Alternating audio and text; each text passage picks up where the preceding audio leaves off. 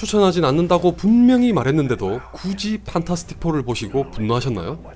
그렇다면 이제 안구를 정화할 시간입니다.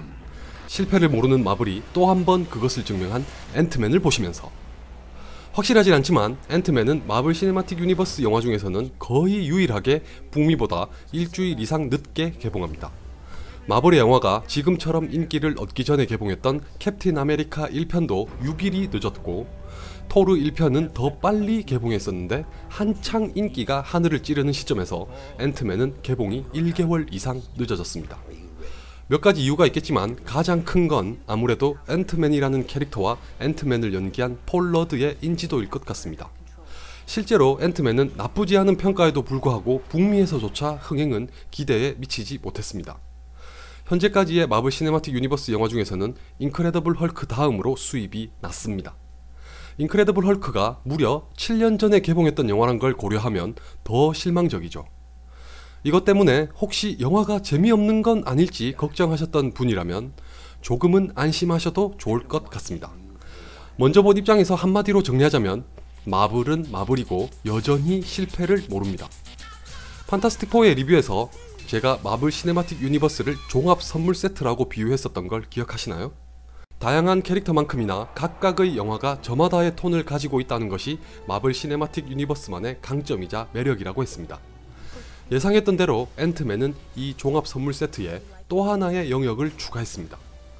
마블 시네마틱 유니버스를 보면서 적지 않은 분들이 걱정하셨고 불만을 가지셨던 것 중 하나는 바로 마블이 디즈니 산하에 있다는 것이었습니다.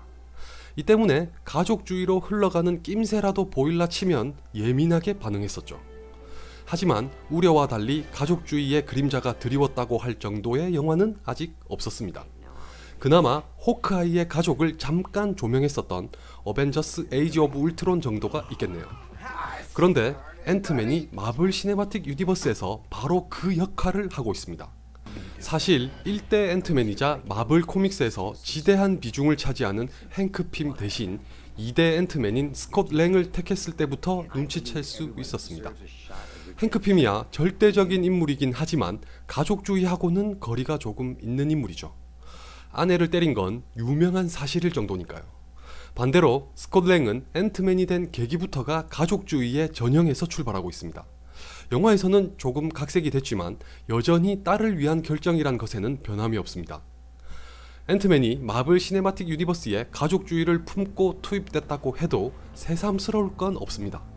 할리우드에서 가족주의는 가장 흔하고 필수에 가까운 소재니까요. 아직까지 마블 시네마틱 유니버스에 이런 영화가 없었다는 게 의아하다면 의아하지 이상할 건 없습니다. 어쩌면 이것 때문에 앤트맨에 실망하실 분들이 계실 수도 있습니다. 솔직히 저도 대만족한 건 아닙니다. 그럼에도 불구하고 제가 앞에서 마블은 마블이라고 추켜세운 이유는 다시 말씀드리지만 각양각색의 톤을 가진 영화를 유지하려는 마블의 노력만은 분명 높이 평가해야 할 부분이라고 생각하기 때문입니다. 결과물을 봐도 앤트맨을 통한 마블의 시도가 실패했다고 볼 근거는 적은 것 같습니다. 저와 같이 본 사람은 개미가 뭐냐고 유치하다고 했다가 정작 영화를 보고 나서는 아주 대만족하더군요. 네, 믿거나 말거나 여기서 말한 사람이란 여자 사람입니다. 그리고 심지어 마블 영화 중에서 가장 마음에 든다는 격찬까지 하더군요. 이 한 명만으로 절대평가를 하자는 건 아닙니다. 제가 봐도 앤트맨은 그 어떤 마블 영화보다도 여성 관객과 아동 관객을 만족시킬 수 있는 요소가 있습니다. 그래서 전 앤트맨을 더더욱 칭찬하고 싶습니다. 반대로 보면 기존의 마블 영화를 기대하시는 분이라면 실망하실 확률도 약간은 있습니다. 왜냐고요? 앤트맨의 액션은 어벤져스를 비롯한 여타 마블 영화와는 제법 다른 스타일을 지향하고 있습니다. 앞선 마블의 영화들이 거대하거나 파워풀하고 박진감 넘치는 액션을 추구했다면 앤트맨은 소박하고 아기자기한 액션을 구사합니다. 왜 게임 좋아하시는 분들이 종종 타격감을 중시하시잖아요? 앤트맨에선 그런 게 아주 크게 느껴지진 않습니다. 그런데 말입니다. 저는 이게 꼭 단점이라고 생각하진 않습니다. 오히려 장점이죠. 특색이자. 또 왜 그러냐고요? 이런 액션 스타일도 바로 앤트맨이라는 캐릭터의 특성에 맞춘 것이거든요. 제가 2000년대에 개봉했던 판타스틱4 영화의 단점 중 하나로 각각의 캐릭터가 가진 능력을 어떻게 활용할지에 대한 고민이 부족했다고 지적했었죠. 앤트맨은 그런 고민을 거쳤다는 걸 알 수 있습니다. 앤트맨이 어떤 캐릭터고 어떤 능력을 가지고 있으며 이것을 관객에게 어떻게 보여줄지를 고민했다는 게 역력하게 보입니다. 이 과정에서 유머와 앙증맞은 액션이 더해지면서 여성과 아동 관객들을 만족시킬 수 있는 요소가 대거 추가됐습니다. 제가 장담하는데 여러분이 영화를 보고 난 후에 잊지 못할 캐릭터 중 하나는 토마스 기차일 겁니다. 생뚱맞게 들리시겠지만 영화를 보시면 아실 거예요. 무슨 말인지. 흡사, 양자역학에서 말하는 거시세계와 미시세계의 간극을 보여주기라도 하는 듯한 후반부의 액션은 다른 영화에서는 보지 못했던 기묘한 감상까지 불러일으킵니다. 실제로 앤트맨은 양자역학과 때려야 뗄 수 없으며 많은 빚을 지고 있는 캐릭터이기도 하죠. 그러니까 마블은 역시 자사의 캐릭터에 대한 이해도가 굉장히 높다는 걸 앤트맨에서도 증명합니다. 이런 맥락에서 에드가 라이트의 뒤를 이어 갑작스레 감독을 맡았으면서도 재치를 발휘한 페이튼 리드의 공도 치하하지 않을 수 없습니다.